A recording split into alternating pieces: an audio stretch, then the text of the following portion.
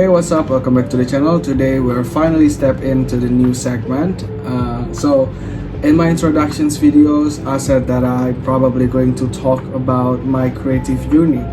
So yeah, this is the first one for it. So this new segment probably going to be called Behind the Pictures. First off, I just want to say sorry if the shots or the editings of this video feel a bit minimal. I've been struggling to keep up with the timelines and good editing, perfect planning, and also the other idea that I want to do. It's been a lot, but instead of overthinking it, I just think like I need to put it out there, and give it a go and call it a day. So for today's videos, I think it's just fun to title it as If I Shot for Days, This Is What I Do. Bold statement, I know, but hey, if dreaming is free, why not dream? Before we dive in, just a quick disclaimer that English isn't my first language, and I didn't have a formal educations in art or creative field. Everything I do just came from intuitions and experience. Like Dazed and Confused once said, don't read it, but feel it.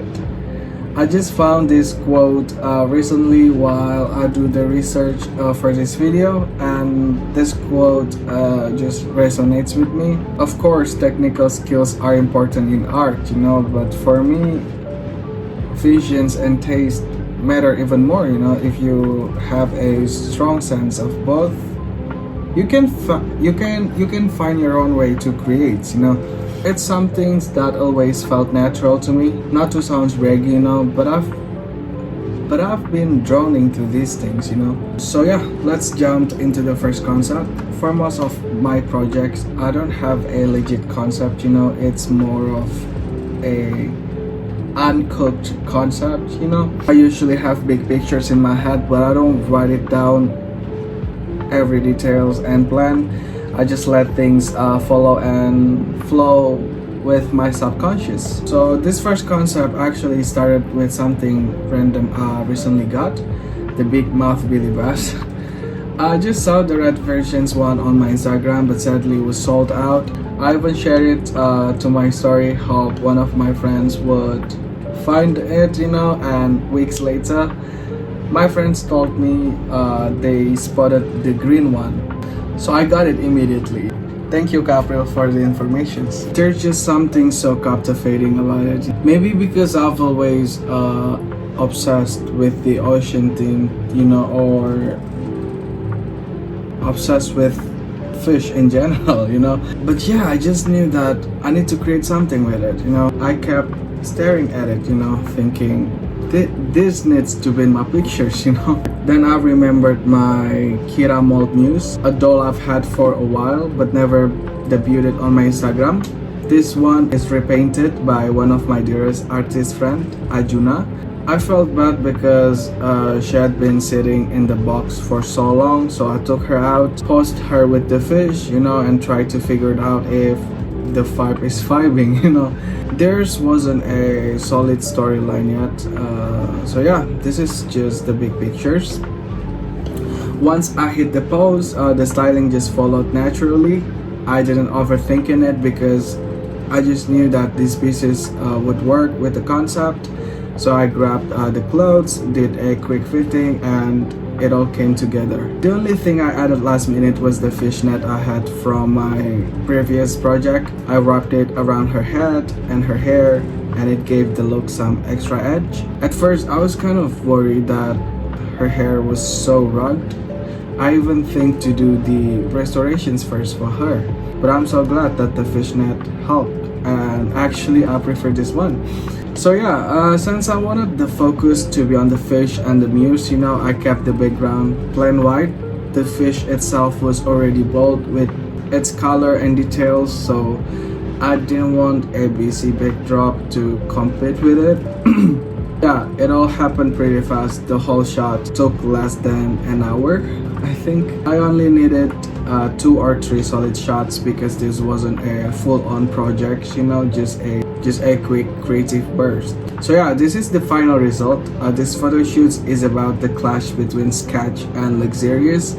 and sometimes we get trapped into the norm or standard, what considered for aesthetic or what's valuable, when in reality those standards don't really exist. That's why in these pictures you can see the Muse and Big Mouth Billy Bass look weirdly harmonious.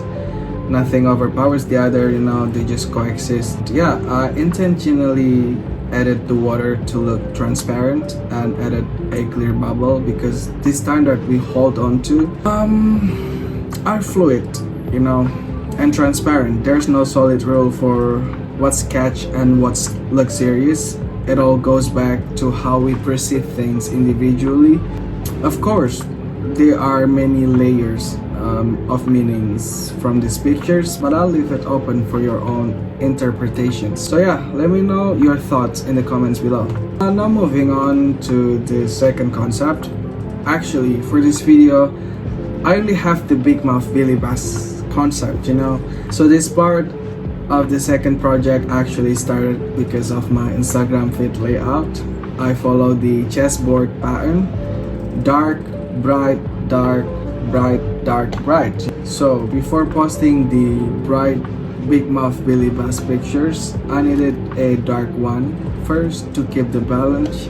I didn't have a concept yet for the dark pictures. Usually when I'm stuck, I just scroll through Pinterest, find inspirations. But this time, I just started experimenting, I grabbed my one and only Mariko muse named Aoi.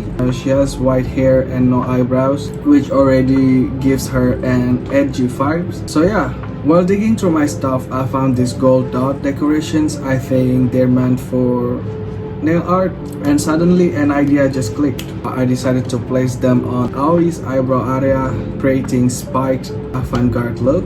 Since I didn't want to glue anything to her face, I used an expired face mask that I kept for ages. Some people might call it hoarding, but moments like this make me feel glad that I hold on to random things, You never know when they'll come in handy for your projects. Not completely random though, I always know that this is probably going to be used for my creative project. So yeah, the face mask worked perfectly to hold the spikes in the place. So yeah, for the hair, I styled her hair sleek and pulled back. Then I suddenly realized I forgot she has a stiff TNT body that is not poseable, I'm so scared that I probably ruined the spikes while I rebodied her. But gladly, like I said, the face mask strong enough to hold the spikes in the place. I swiped her to Xian Princess doll body. Yeah, like I said, I didn't have a legit concept for this project, but while preparing her pose, I spotted the bright red dress from the Dancing Fire Barbie. It's a high fashion pieces, it's couture. Couture.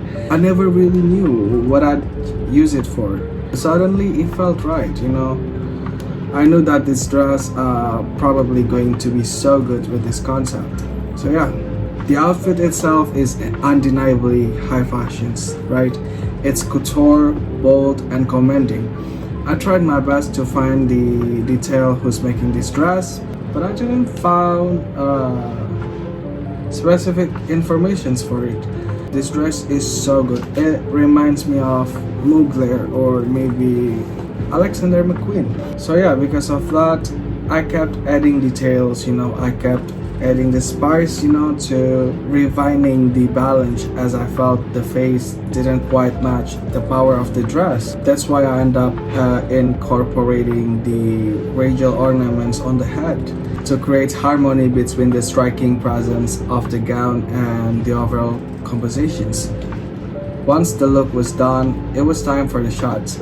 So it happened to be International Women's Day, and as I was about to post the pictures, something clicked in my mind. The look unintentionally reminded me of the historical image of women being accused of a witchcraft, and punished for being too bold or too different. It hit me how often my creative process works like this, ideas connecting themselves without me planning it.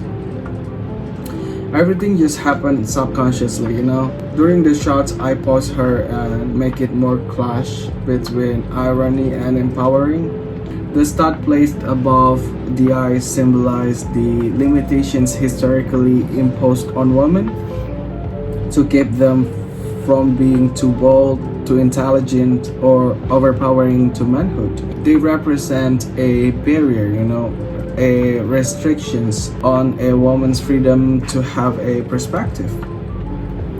Perspective itself is powerful, you know. It shapes visions, mindsets, and intuitions. So yeah, that's why the studs are positioned above the eyes as a symbol of this imposed limit.